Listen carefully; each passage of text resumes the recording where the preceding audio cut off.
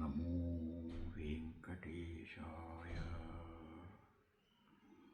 శ్రీ మహాగణాధిపతయే నమః. శ్రీ రామకృష్ణ గురవే నమః.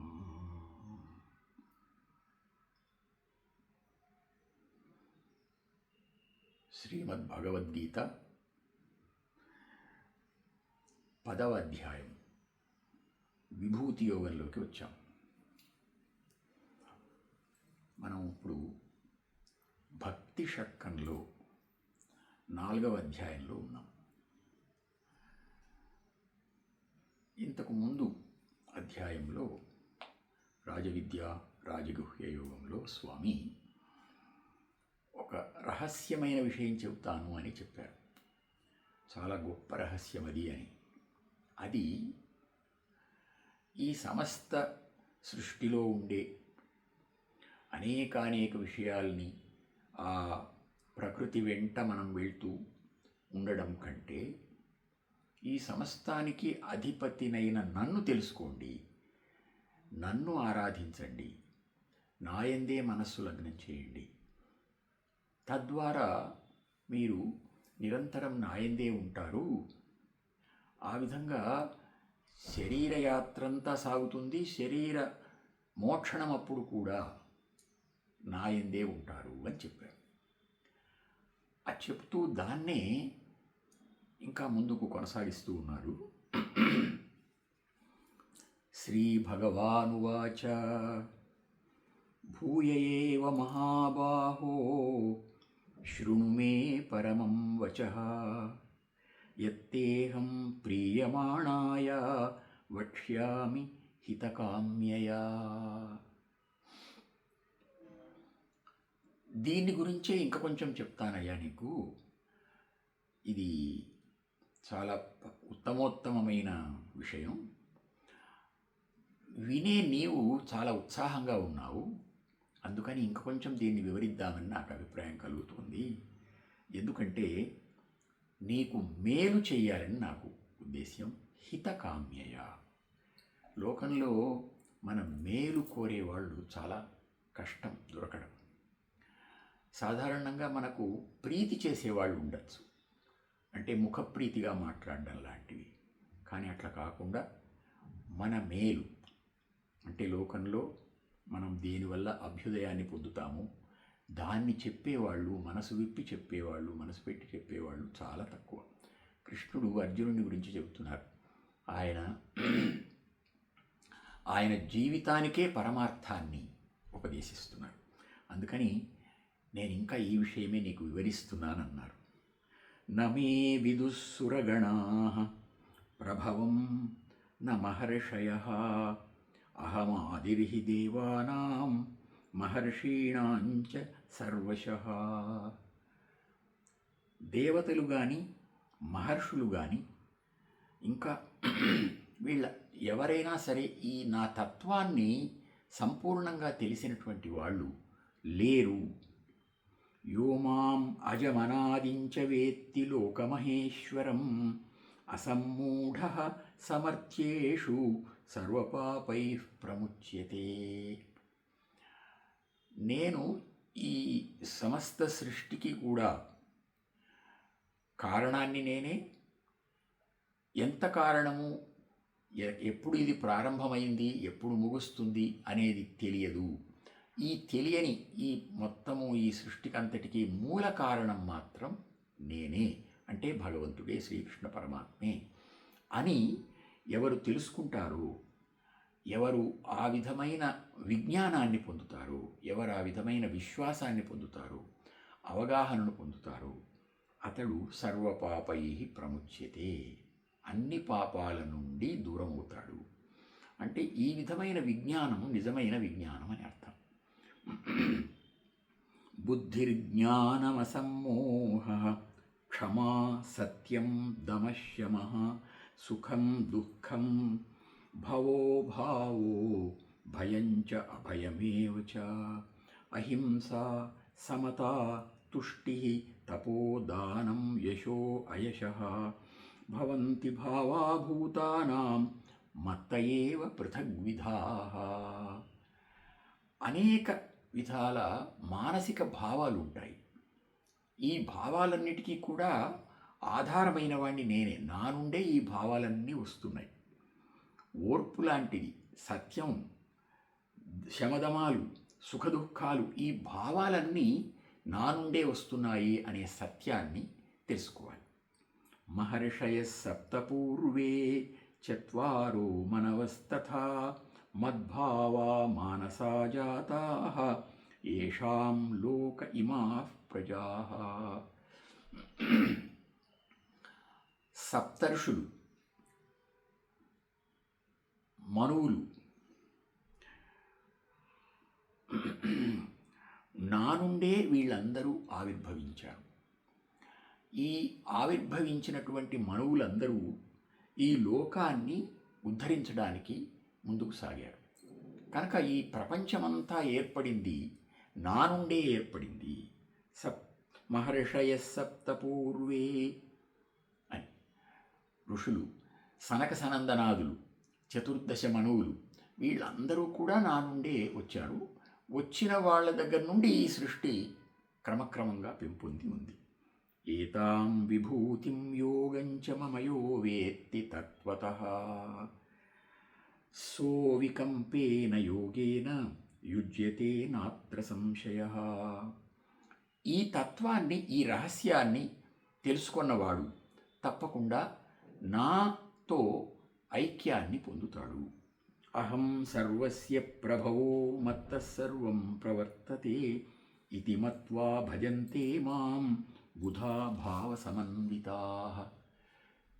ఈ రహస్యాన్ని తెలుసుకొని నేను ఈ సమస్తానికి ప్రవర్తకుణ్ణి, ఈ సమస్తానికి కారణమైన వాణ్ణి అని ఎవరు తెలుసుకుంటున్నారో వాళ్ళు అత్యుత్తమమైనటువంటి భావంతో, అత్యుత్తమమైన అవగాహనతో ఉన్నారు. మచ్చిత్తా మద్గత ప్రాణాః బోధయంతః పరస్పరం కథయంతశ్చ మాం నిత్యం తుష్యంతి చ రమంతి చ. వీళ్ళు ఎలా ఉంటారు తెలుసా? మచ్చిత్తాః, నాయందే మనస్సు లగ్నం చేసి ఉంటారు, నేనే సర్వస్వమని భావిస్తూ ఉంటారు. మద్గత ప్రాణాః బోధయంతః పరస్పరం, ఒకరితో ఒకరు ఈ విషయాలన్నింటినీ పరస్పరం పంచుకుంటూ ఉంటారు, నా గురించి చెప్తూ ఉంటారు. తుష్యంతి చ రమంతి చ, సంతోషిస్తూ ఉంటారు, ఆనందిస్తూ ఉంటారు. అంటే ఈ భగవత్ తత్వం అనేది అంతటి స్ఫూర్తిప్రదాత్రి. మా మనస్సంతా అందులో రమించిపోతూ ఉంటుంది. తేషాం సతతయుక్తానాం భజతాం ప్రీతిపూర్వకం దదామి బుద్ధియోగం తం ఏన మాముపయాంతి తే.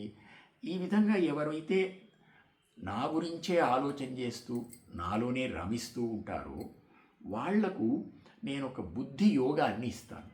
అంటే వాళ్ళు ఏ విధంగా నన్ను చేరుకోవాలో దానికి తగిన ఆలోచనను, దానికి తగిన నిశ్చయ జ్ఞానాన్ని నేను ప్రసాదిస్తాను. దాన్ని బుద్ధియోగం. తేషామేవానుకంపార్థం అహం అజ్ఞానజం తమః నాశయామి ఆత్మభావస్థో జ్ఞానదీపేన భాస్వత. వాళ్లకు జ్ఞానదీపాన్ని ప్రసాదిస్తాను. తద్వారా వాళ్ళు ఈ లౌకికమైన అంధకారం నుండి బయటపడి నిరంతరం ఆ జ్యోతిలో, ఆ జ్ఞానజ్యోతిలో, జ్ఞాన సర్వస్వంలో లీనమై ఉంటారు అని చెప్పాడు. ఇలా చెబుతూ వెళుతూ ఉంటే అర్జునుడికి ఏదో తెలుసుకోవాలి అని ఇంకా కొంచెం కోరిక కలిగింది. ఆయన ఉత్సాహంగా అడుగుతున్నారు. పరం బ్రహ్మ పరం ధామ పవిత్రం పరమం భవాన్ పురుషం శాశ్వతం దివ్యం ఆదిదేవమజం విభుం ఆహుస్త్వాం ఋషయః సర్వే దేవర్షిర్నారదస్తథా అసితో దేవలో వ్యాసః స్వయం చైవ బ్రవీషిమే. నీవా పరాత్పరుడివి, దేవదేవుడివి అని ఇంతకుముందు వ్యాసుల వారు, నారదుడు, ఋషులు వీళ్ళందరూ కూడా చెప్పారు. అది నేను విన్నాను. అయితే ఇప్పుడు నీవు స్వయంగా చెప్తూ ఉంటే నాకు ఇంకా చాలా బాగా అవగాహనకు వస్తోంది, నాకు ఆశ్చర్యంగా ఉంది. సర్వమే తదృతం మన్యే యన్మాం వదసి కేశవ.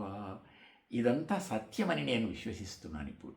అప్పుడు చూచాయగా విన్నాను, లీలగా విన్నాను, కావచ్చునని అనుకున్నాను. కానీ ఇప్పుడు ఋతం మన్యే, ఇది నిజమే, ఇది సత్యమే, ఇది యథార్థమే, సత్యబుద్ధ్యవధారణ, ఆ శ్రద్ధ ఆయనకు వచ్చింది. నహితే భగవన్ వ్యక్తిం విదుర్దేవా న దానవాః. నీ తత్వాన్ని, నీ నిజతత్వాన్ని దేవదానవులు ఎవ్వరూ కూడా తెలుసుకోలేరు అనే సత్యాన్ని నేను తెలుసుకోగలిగాను. స్వయమేవాత్మనాత్మానం వేత్తత్వం పురుషోత్తమా భూతభావన భూతేశ దేవదేవ జగత్పతే. నీ తత్వం గురించి చెప్పడానికి నీవే అర్హుడవు తప్ప ఇంకెవరు చెప్తారు? కనుక వక్తుమర్హస్య శేషేణ దివ్యా హ్యాత్మవిభూతయః. నీ విశేష శక్తులను గురించి నీవే నాకు తెలియజేయాల్సింది. ఇంతకంటే చెప్పదగిన వ్యక్తులు ఎవరు లేరు. కథం విద్యామహం యోగిన్ త్వాం సదా పరిచింతయన్ కేషు కేషు చ భావేషు చింత్యోసి భగవన్మయా. నేను ఈ సృష్టిలో నిన్ను ధ్యానిస్తూ ఉండాలి. నిన్ను ధ్యానిస్తూ ఉండాలి అంటే నీ ఐశ్వర్యం, నీ శక్తి ఎక్కడెక్కడ ఎక్కువగా ప్రకటితమై ఉందో ఆ స్థానాలు చూస్తే నేను ప్రత్యేకించి నిన్ను ధ్యానం చేయడానికి, పదే పదే నిన్ను స్మరించుకోవడానికి వీలు కావచ్చు. నిజానికి సృష్టి సమస్తము నీవు వ్యాపించి ఉన్నావు. అడుగడుగునా నిన్ను జ్ఞాపకం చేసుకోవచ్చు, అడుగడుగునా నీ తత్వాన్ని దర్శనం చేయవచ్చు. కానీ నేను అంత శక్తి కలవాణ్ణిగా లేను. అందుకని కనీసం కొన్ని ప్రత్యేక స్థానాల్లోనైనా నిన్ను చూసుకొని, ఓ ఇక్కడే ఈ స్వామి కనిపిస్తున్నాడు, ఇక్కడే ఈ స్వామి కనిపిస్తున్నాడని అట్లాంటి ప్రత్యేక స్థానాల్లోనైనా మనస్సును ఏకాగ్రం చేసుకొని క్రమంగా అంతటా వ్యాపింపజేసుకుంటాను స్వామి. విస్తరేణ ఆత్మనో యోగం విభూతించ జనార్దన భూయ కథయ తృప్తిరిహి శృణ్వతో నాస్తి మే అమృతం. కనుక నీ విభూతిని, నీ విస్తృతిని, నీ మహాశక్తిని ఎక్కడెక్కడ ప్రధానంగా వ్యక్తపరిచావో అటువంటి స్థానాల్ని నాకు వివరించవలసింది. నీవు వివరిస్తుంటే ఈ అమృతంలాగా ఉంది నాకు ఇంకా తృప్తి కలగడం లేదు, మనస్సు తృప్తి పొందడం లేదు అని అడిగాడు. ఈ అడగడాన్ని బట్టి ఆ స్వామి దాన్ని ఇంకా చక్కగా వివరిస్తున్నారు. శ్రీ భగవానువాచ హంతతే కథయిష్యామి విభూతిరాత్మనః శుభాః ప్రాధాన్యతః కురు శ్రేష్ఠ నాస్త్యంతో విస్తరస్య మే. అమ్మయ్య, అవును నాయన, చెప్తాను నీకు అని ఒక గురువు ఒక శిష్యుడికి చెప్పినట్టుగా, అవునవును చెప్తాను అని హంతతే కథయిష్యామి. ఈ హంత అనే మాట సంస్కృతంలో అట్లాంటి వ్యవహారాన్ని సూచిస్తుంది. అవునవును నీకు తెలియజేస్తాను, నీవు అడిగింది చాలా బాగుంది అని దాన్ని గట్టిగా ప్రతిపాదిస్తూ, ఆ చెప్పిన దాన్ని సమర్థిస్తూ స్వామి తన విశేష రూపాలన్నింటినీ చెప్పడానికి ఉపక్రమించారు. ఎన్ని విశేష రూపాలో చెప్పారు. ఆదిత్యానాం అహం విష్ణు. ద్వాదశ ఆదిత్యులని ఉంటారు. మనకు తెలిసిన సూర్యుడు ఒక్కడు, కానీ ద్వాదశాదిత్యులని ఉంటారు. ఆ ద్వాదశాదిత్యులలో నేను విష్ణువు అనే రూపంలో ఉంటాను. జ్యోతిషాం రవిరంశుమాన్. వెలిగే జ్యోతులున్నాయి, వాటిలో నేను సూర్యుడిని. ఈ రెండిటికి కూడా ఒకటి దర్శనం ఇచ్చేది, ఇంకొకటి దర్శనం ఇవ్వనిది. ఒకటే అది ఆదిత్యమే, అది తేజస్సే, ఇది తేజస్సు, ఇది కనపడే తేజస్సు. కనపడే తేజస్సులో నేను సూర్యుణ్ణి. మరీచిర్మరుతామస్మి నక్షత్రాణామహం శశి. పగలు సూర్యుడి రూపంలో ఉన్నాను, రాత్రి నక్షత్రాలలో చంద్రుడి రూపంలో ఉన్నాను. వేదానాం సామవేదోస్మి. సామవేదం అనేది సంగీత ప్రధానమైన తత్వం కనుక వేదానాం సామవేదోస్మి. దేవానామస్మి వాసవః. దేవతలలో దేవేంద్రుడిని. ఇంద్రియాణం మనశ్చాస్మి. భూతానామస్మి చేతన. మనకున్న అన్ని ఇంద్రియాలలో నిజానికి ఇంద్రియం కానటువంటి ఇంద్రియం మనస్సు. పంచేంద్రియాలు మనకు మామూలుగా ఉండేది. పంచేంద్రియాలకు అతీతంగా, అంటే పంచేంద్రియాలను తనలో ఇముడ్చుకున్నటువంటి మరొక ఇంద్రియం మనస్సు. మనస్సు కూడా ఒక ఇంద్రియమే. నేను ఆ మనోరూపమై ఉన్నాను అంటే మనకు ఏదైనా ఒక కోరిక కలిగింది. మనస్సు అంటే కోరిక. ఆ కోరిక కలిగిన వెంటనే అర్థం ఏమిటంటే భగవంతుడు నాలో స్పందిస్తున్నాడు అని అర్థం. అట్లా భగవంతుణ్ణి గుర్తించాలి. మనోరూపంగా భగవంతుణ్ణి గుర్తించాలి. భూతానామస్మి చేతన, సమస్త ప్రాణులలో ఉండే కదలిక రూపంలో ఉంటాను నేను. చేతన, చైతన్యం. రుద్రాణం శంకరశ్చాస్మి, ఇలా చెప్తూ ఉన్నారు. చాలా చాలా విశేషాలు వరుసగా చెప్పారు. ఆ విశేషాలన్నింటినీ వరుసగా చదువుకోవచ్చు మనం.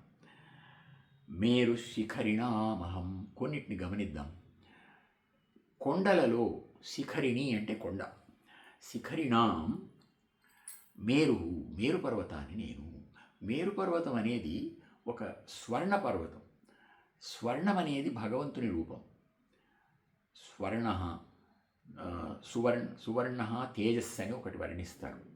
అంటే భగవతత్వాన్ని తేజోరూపంగా చెప్తారు. కనుక కొండలలో మేరు పర్వతాన్ని నేను, పర్వతాలలో మేరు పర్వతాన్ని. అయితే అలా చెప్తూ స్థావరాణం హిమాలయ అని కూడా అన్నారు. అంటే స్థావరమైనటువంటి, స్థిరమైనటువంటి వాటిలలో అని. అంటే ఈ రెండిటికి స్థావరాణం అంటేనేమో వైశాల్యం, విస్తృతి. మేరుహు అంటేనేమో ఒకటి పొడవైనటువంటిది. ఇలా మనం ఒక అవగాహన చేసుకోవచ్చు. గిరాం అస్మి ఏకం అక్షరం, మాటలలో అన్ని మాటలను తనలోకి కలుపుకొని తనలోకి తీసుకునేటటువంటి ఓం, ప్రణవం. ఆ ప్రణవాక్షర రూపాన్ని నేను. ఓమిత్యేకాక్షరం బ్రహ్మ అని అంటారు. అది నేను. అశ్వత్థ సర్వవృక్షాణం, మనం వృక్షాలన్నీ చూస్తుంటాం. అందులో అశ్వత్థ వృక్ష రూపాన్ని చూసినప్పుడు మనం ఆ భగవంతుడిని జ్ఞాపకం చేసుకోవాలి.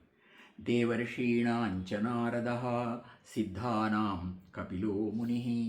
ఇలాగా ఒక్కొక్క తత్వాన్ని జ్ఞాపకం చేస్తున్నారు. నరాణాంచ నరాధిపం, మానవులందరినీ మనం చూస్తున్నప్పుడు మానవులలో మానవ అధిపతిని కూడా నేను అని. నా విష్ణు పృథివీపతి అని అంటారు.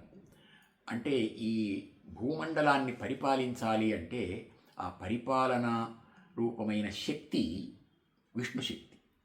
కనుక ఎక్కడైతే ఆ పరిపాలకుడు ఉన్నాడో అక్కడ ఆ విష్ణుతత్వాన్ని మనం చూడాలి. ఆయుధానామహం వజ్రం, ధేనూనామస్మి కామధుక్, ప్రజనశ్చాస్మి కందర్ప, సర్పాణామస్మి వాసుకి. సర్పాణం అంటే పాముల రూపంలో ఉన్నటువంటి అన్నిటిలో కూడా వాసుకి శ్రేష్టమైన వాడు. అనంతశ్చాస్మి నాగానాం, నాగదేవతలని ఉన్నారు. వాళ్లలో అనంతుడు అనే నాగదేవతను నేను. నాగదేవత అన్నా సర్పమన్నా రెండు ఒకటే అని మనకు అనిపిస్తుంది.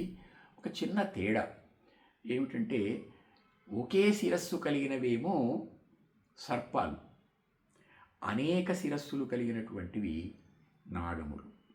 అంటే ఇప్పుడు ఈ అనంతుడు అని ఎవరినైతే చెప్తున్నామో, ఆదిశేషుడని ఎవరినైతే చెప్తున్నామో, ఆయన సహస్రముఖాలు కలిగినవాడు, 1000 పడగల దేవుడు ఆయన. కనుక ఈ రెండిటికి ఆ తేడాను చూపిస్తూ సర్పాణం వాసుకి, అనంతశ్చాస్మి నాగానాం అని అన్నారు. పితॄణాం అర్యమశ్చాస్మి అని, ఇలాగే ఇంకా పితృదేవతల్లో నేను అర్యమ అనే రూపాన్ని అని చెప్పారు.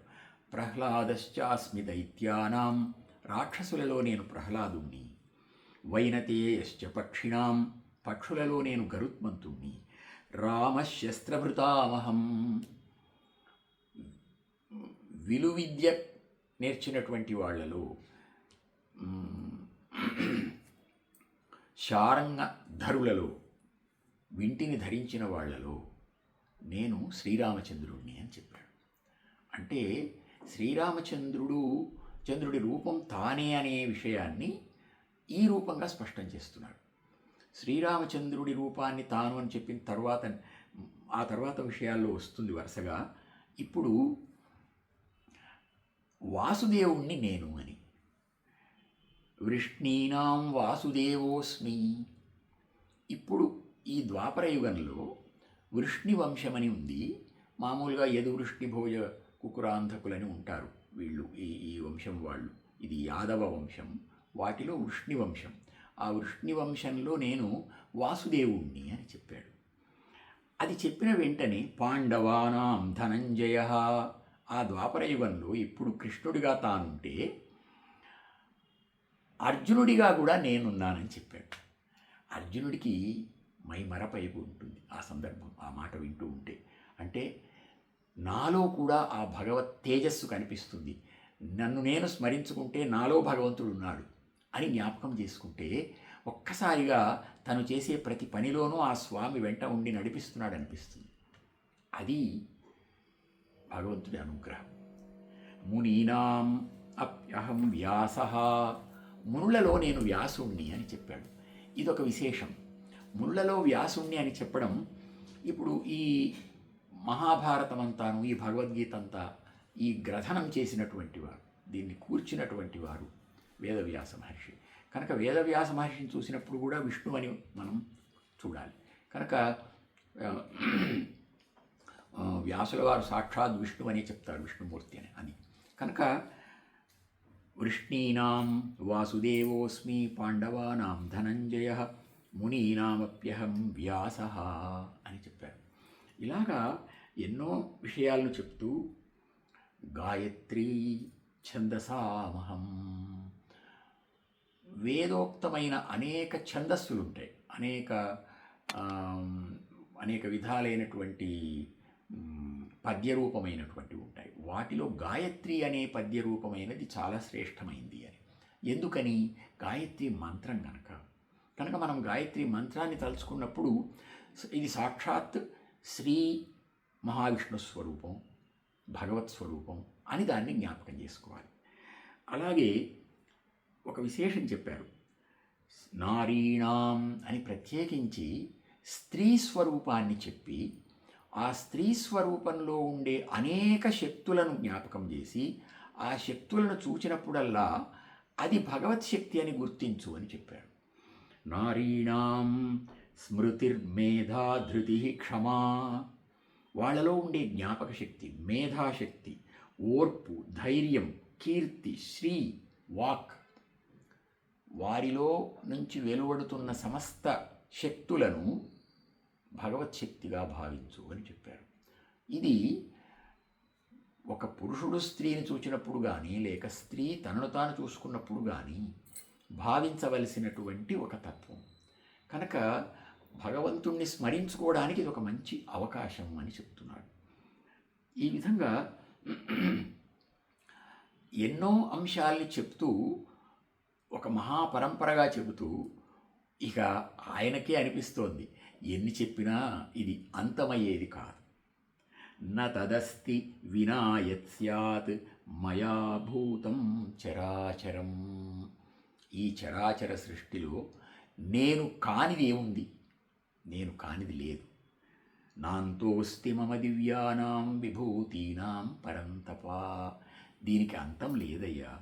ఏషతు ఉద్దేశ్యతః ప్రోక్తః విభూతేర్విస్తరో మయా. కనుక ఈ విశేష శక్తులన్నిటినీ కూడా కేవలం నేను ప్రాధాన్య దృష్టితో చెప్పానే కానీ ఇవే ఇక్కడే నేనున్నానని కాదు. యద్యద్విభూతిమత్సత్వం శ్రీమదూర్జితమేవ వా తత్తదేవావగచ్చత్వం మమ తేజోంశ సంభవం. ఈ సృష్టిలో ఇవి నేను చెప్పినవే కాదు, ఎక్కడెక్కడైతే విభూతిమత్సత్వం, ఒక ప్రాణి ఒక గొప్ప శక్తితో కనిపిస్తుందో, ఒక గొప్ప సౌందర్యంతో కనిపిస్తుందో, శ్రీమత్ ఊర్జితం ఉత్సాహవంతమై కనిపిస్తుందో, ఆ చోటంతటా కూడా నేనున్నానని గుర్తించు. ఎక్కడైతే ఆ మహా తేజస్సు, ఆ మహా ఉత్సాహం, ఆ మహాసంపద కనిపిస్తుందో అక్కడల్లా నేనున్నానని గుర్తించు. తత్తదేవావగచ్చత్వం మమ తేజోంశ సంభవం అథవా బహునైతేన కిం జ్ఞానేన తవ అర్జున. కనుక ఇంకా ఎందుకు వేరే అనేక మాటలు ఎందుకు, 1000 మాటలు ఎందుకు అన్నట్టు విష్టభ్యాహమిదం కృత్స్నం ఏకాంశేన స్థితో జగత్. నిజానికి ఈ ప్రపంచం అంతటా కూడా నేను నా ఒక అంశతో వ్యాపించి విస్తరించి ఉన్నాను. కనుక నువ్వు ప్రపంచంలో ఏ వస్తువును చూచినా నన్ను జ్ఞాపకం చేసుకోవచ్చు. అదంతా నా విభూతి. ఈ చెప్పినవన్నీ కూడా ప్రత్యేక స్థానాలు, గుర్తుపెట్టుకోవడం కోసం కొంచెం ప్రత్యేకించి చెప్పిన అంశాలే తప్ప నేను లేని చోటు లేదు అని స్వామి తన విభూతి యొక్క అనంతత్వాన్ని ప్రసాదించి అనుగ్రహించారు. ఓం నమో వెంకటేశాయ. శ్రీ వెంకటేశ్వరార్పణం అస్తు.